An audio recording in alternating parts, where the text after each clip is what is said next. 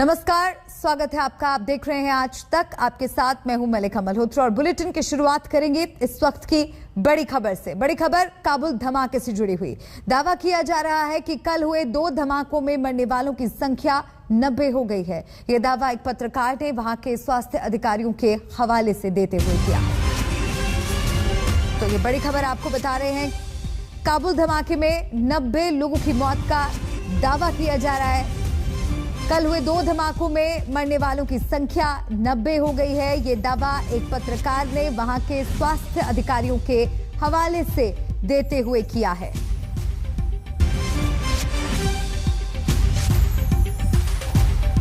तो काबुल धमाके में 90 लोगों की मौत का दावा किया जा रहा है और एक पत्रकार के हवाले से ये जानकारी मिल रही है। 2 धमाकों में 150 से ज्यादा लोगों के जख्मी होने की खबर सामने आ रही है। कल हुए काबुल एयरपोर्ट के पास सीरियल ब्लास्ट के बाद पूरे इलाके में अफरा तफरी का माहौल था।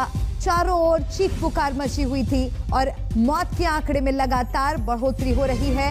और अब जो अपडेट आ रहा है, एक विदेशी अखबार के हवाले से ये खबर मिल रही है कि धमाके में मरने वालों की संख्या 90 हो गई है। स्वास्थ्य अधिकारियों का हवाला देते हुए ये दावा किया जा रहा है। तो ये बड़ी खबर काबुल धमाके से जुड़ी हुई।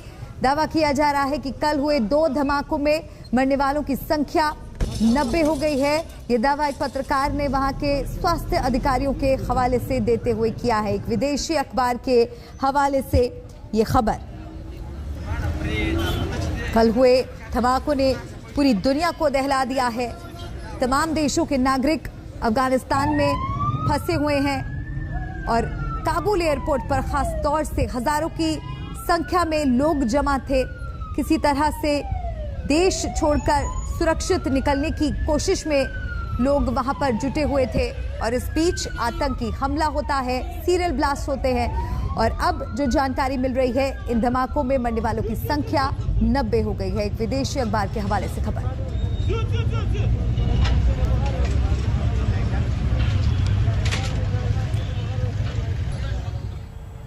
काबुल एयरपोर्ट के पास हुए आत्मघाती हमलों पर अमेरिकी राष्ट्रपति जो बाइडेन ने सख्त पैगाम दिया है। The lives we lost today were lives given in the service of liberty, the service of security, in the service of others, in the service of America. Like their fellow brothers and sisters in arms who died defending our vision and our values in the struggle against terrorism, of the fall on this day, they're part of a great and noble company of American heroes. To those who carried out this attack, as well as anyone who wishes America harm, know this: we will not forgive. We will not forget. We will hunt you down and make you pay. I will defend our interests and our people with every measure at my command. Over the past few weeks, I know many of you are probably tired of hearing me say it. We've been made aware by our intelligence community that the ISIS-K, an arch enemy of the Taliban, people who were freed when both those prisons were opened, has been planning a complex set of attacks on United States personnel and others. This is why, from the outset, I've repeatedly said this mission was extraordinarily dangerous, and why I've been so determined to limit the duration of this mission. Afghanistan में जिसका डर था वही हुआ। तमाम alert के बीच कल रात काबुल एयरपोर्ट पर सीरियल ब्लास्ट हुआ, जिससे पूरी दुनिया दहल उठी। काबुल के धमाकों की गूंज ने पूरी दुनिया में खलबली मचा दी। इस आत्मघाती हमले के तार आईएस से जुड़ते नजर आ रहे हैं।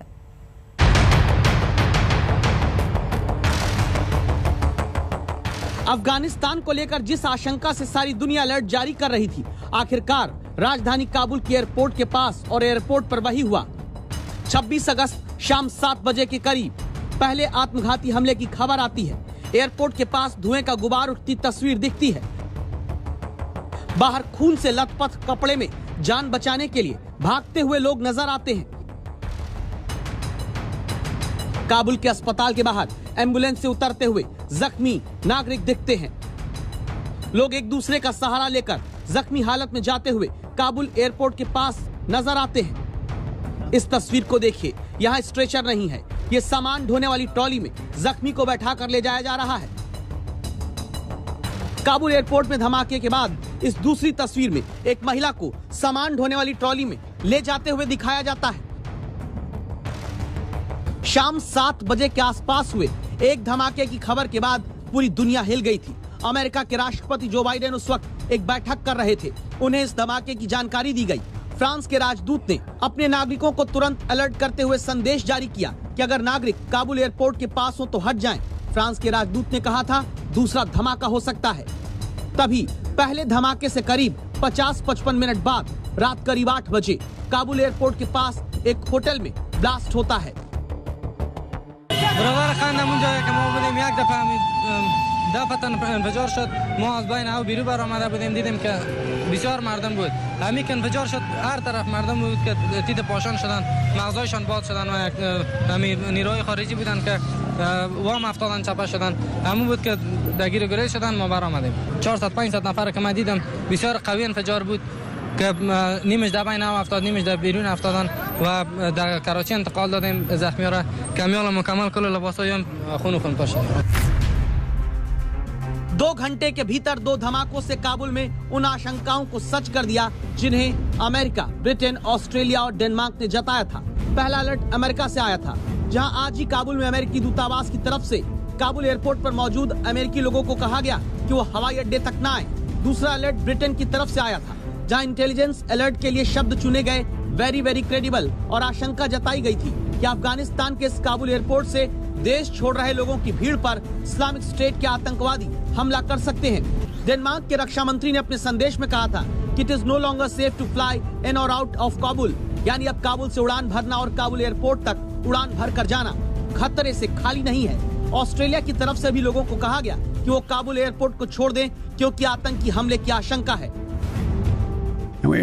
We made clear to the Taliban that any attack on our forces or disruption of our operations at the airport will be met with swift and forceful response. We're also keeping a close watch on any potential terrorist threat at or around the airport. Afghanistan remains highly volatile and dangerous. Be aware of the potential for violence and security threats with large crowds. There is an ongoing and very high threat of terrorist attack.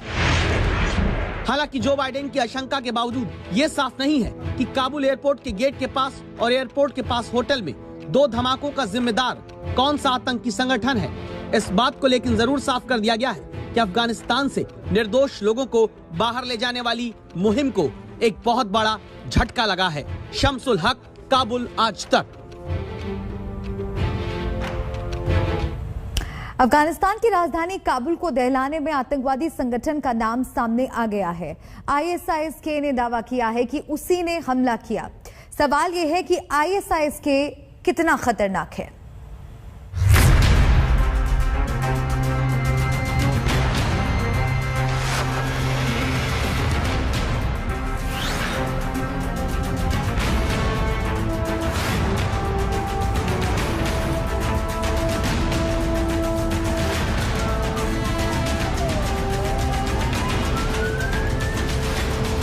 Airport को लेकर जो डर था वही हुआ।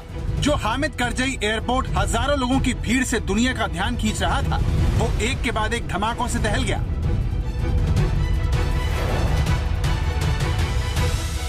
जो Kabul airport Taliban के अत्याचार से बचने का एकमात्र जरिया बना हुआ था, उसे आतंक ने खौफ से भर दिया। مردمایی که دون دروازه میدان ایستاده بودن به خاطر رفتن انفجار شده، زخمی‌ها و شهیدان رو آوردن. आदमी मैं बच्चे को कोई जख्मी से उड़े भी पीछे। अमेरिकी राष्ट्रपति जो बाइडेन ने कुछ दिन पहले ही काबुल पर आतंकी हमले की आशंका जताई थी और ISIS-K का नाम लिया था। There are no illusions about the threat. I said on Friday, ISIS-K is a sworn enemy of the Taliban, and they have a history of fighting one another. But every day we have troops on the ground These troops and innocent civilians at the airport face the risk of attack from ISIS-K from a distance, even though we're moving back the perimeter significantly. We're working hard and as fast as we can to get people out. That's our mission.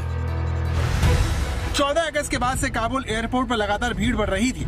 NATO देशों के सैनिक गर्मी में पस्त होते अफगान नागरिकों की मदद भी कर रहे थे, लेकिन ये तस्वीरें अमेरिकी सुरक्षा तंत्र को डरा रही थी, क्योंकि आतंकवादी इसका फायदा उठा सकते थे, खासकर ISIS-K। ISIS खुरासान ISIS का ही हिस्सा है, जिसे अफगानिस्तान पाकिस्तान के आतंकवादी चलाते हैं। इसका मुख्यालय अफगानिस्तान का नांगरहार राज्य है, जो पाकिस्तान के बेहद नजदीक है। तालिबानी कमांडर मुल्ला उमर की मौत के बाद तालिबान के बहुत से खूंखार आतंकवादी ISIS खुरासान में शामिल हो गए। इस तरह ये तालिबान से ही निकला एक ग्रुप कहा जा सकता है, जिसका मकसद खुरासान राज्य की स्थापना करना है। अफगानिस्तान की सिचुएशन बहुत खराब होने वाली है, क्योंकि इस्लामिक स्टेट एक बहुत ही कहते हैं कि एक प्रकार से बहुत जमड़ा हुआ है, और वो अल-कायदा के साथ मिलकर तालिबान को चैलेंज करेगा, और ऐसे में सिविल वार होगा, और यही एक होने वाला है। ISIS खुरासान की अमेरिका से दुश्मनी क्यों और कैसे शुरू हुई, ये समझने से पहले आपको फारसी शब्द खुरासान को समझना होगा, जिसका मतलब होता है जहां से सूरज उगता है। 3री-4थी सदी में अरब से निकले लोग आज के ईरान पहुंचे, जहां वो आबाद हुए। उसका नाम खुरासान पड़ा, जिसका दायरा बढ़ता गया और वो एक बड़ी शक्ति के रूप में उभरा। बाद में बगदादी की नजर खुरासान पर पड़ी और उसने आतंक का खुरासान नक्शा तैयार किया। इस्लामिक स्टेट ऑफ खुरासान के नक्शे में भारत का गुजरात, राजस्थान, पंजाब, हरियाणा और जम्मू कश्मीर आता है। वहीं इसमें आधा चीन, Pakistan, Iran, Turkmenistan, Uzbekistan, Kazakhstan, Kyrgyzstan आता है। लेकिन अमेरिका से इसकी अदावत कई साल पहले शुरू हुई, जब अमेरिका ने इसे तालिबान से बड़ा खतरा मानते हुए इस पर एयर स्ट्राइक शुरू की। इन हमलों की वजह से ISIS-K की ताकत काफी कमजोर हो गई। अमेरिकी हमलों की वजह से साल 2016 तक ISIS-K में 1500 से 2000 आतंकवादी ही बचे थे। लेकिन 13 अप्रैल 2017 को अमेरिका ने इस आतंकवादी संगठन को सबसे बड़ी चोट पहुंचाई और उसके ठिकाने पर सबसे बड़ा गैर परमाणु बम गिरा दिया। अमेरिका ने अफगानिस्तान के नांगरहार राज्य में मदर ऑफ ऑल बम को ISIS के मुख्यालय के ठीक ऊपर गिराया, जिसमें 3 दर्जन से ज्यादा आतंकवादी एक झटके में मारे गए। लेकिन इसके बावजूद ये धीरे धीरे एक बड़े आतंकवादी संगठन में तब्दील हो गया। साल 2020 में ISIS-K ने शिहाब अल मुजाहिर को अपना नया लीडर घोषित कर अफगानिस्तान को दहला दिया। पिछले साल ISIS-K ने सिखों के गुरुद्वारे पर हमले के अलावा काबुल में एक महिला अस्पताल को भी निशाना बनाया। इस हमले में 24 महिलाओं और नवजात बच्चों की मौत हो गई। मरने वालों में कई ऐसी महिलाएं भी शामिल थी जो कुछ ही देर में बच्चों को जन्म देने वाली थी। इस घिनौनी हरकत को अंजाम देकर ISIS-K ने साबित कर दिया कि वो तालिबान से भी खूंखार आतंकवादी संगठन है। काबुल एयरपोर्ट में जो हुआ उसे जानकार खतरे की बड़ी घंटी करार दे रहे हैं, क्योंकि अफगानिस्तान आतंक के अलग अलग संगठनों का केंद्र बन चुका है, जो आने वाले वक्त में पूरी दुनिया के लिए नासूर साबित हो सकता है। आज तक ब्यूरो। ISIS खुरासान एक खूंखार आतंकी संगठन है और कल हुए हमलों में 13 अमेरिकी सैनिकों की मौत हुई है, जिसका बदला लेने के लिए अमेरिका पूरी तरह से तैयार है। वक्त एक बहुत छोटे से ब्रेक का है, जल्द लौट रहे हैं कुछ और खबरों और अपडेट्स के साथ। देखते रहिए आज तक।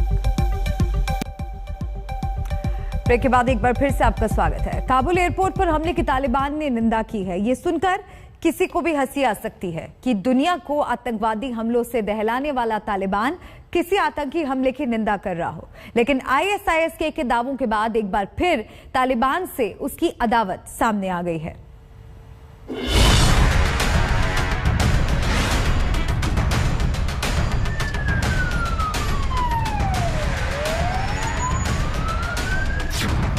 क्या अफगानिस्तान आतंकवादियों के बीच जंग का मैदान बनने जा रहा है?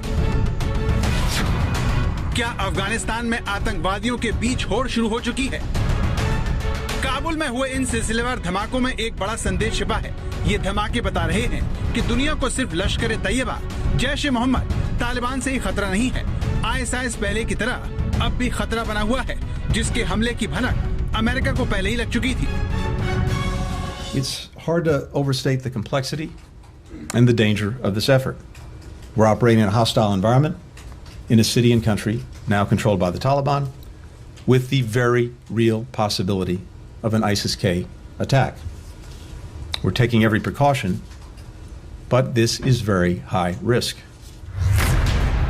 काबुल में सीरियल ब्लास्ट से कुछ घंटे पहले ही अमेरिकी विदेश मंत्री ने दुनिया को बता दिया था कि काबुल दहल सकता है। ये बात शाम होते होते सच साबित हो गई। बड़ी बात यह है कि अमेरिका और उसके सहयोगी देशों की तरह तालिबान ने भी इन हमलों के लिए ISIS-K का नाम लिया। तालिबान के प्रवक्ता जबीहुल्लाह मुजाहिद्दीन काबुल में हुए धमाकों के लिए ISIS-K को दोषी ठहराया। तालिबान ने भी दावा किया कि उसने अमेरिका को पहले ही ISIS-K के इरादों के बारे में बता दिया था कि वो काबुल एयरपोर्ट को निशाना बना सकता है। यहाँ पर आप सोच रहे होंगे कि जो तालिबान दुनिया के हर छोटे बड़े आतंकवादी संगठन से जुड़ा हुआ है वो ISIS-K पर उंगली क्यों उठा रहा है। इस सवाल का जवाब ये है कि तालिबान और ISIS-K एक दूसरे के दुश्मन है। तालिबान का प्रभाव अफगानिस्तान में है, वहीं ISIS-K भी अफगानिस्तान से फैलकर बगदादी के खुरासान स्टेट के सपने को पूरा करना चाहता है। ISIS खुरासान तालिबान की तरह किसी भी राजनीतिक एजेंडे में यकीन नहीं रखता। उसका मानना है कि तालिबान जो कर रहा है काफी नहीं है, इसीलिए वो तालिबान से भी ज्यादा कट्टर और खूंखार है। ISIS खुरासान अफगानिस्तान में अपने प्रभाव वाले इलाकों में बहुत ही कड़ाई से शरिया कानून लागू करता है। जो भी शरिया कानून को मानने से इनकार करता है या फिर उसकी नजर में उसका उल्लंघन करता है तो ISIS-K उसे बहुत ही क्रूर सजा देता है। और इसी के साथ वक्त एक बहुत छोटे से ब्रेक का है। जल्द लौट रहे हैं कुछ और खबरों और अपडेट्स के साथ। देखते रहिए आज तक।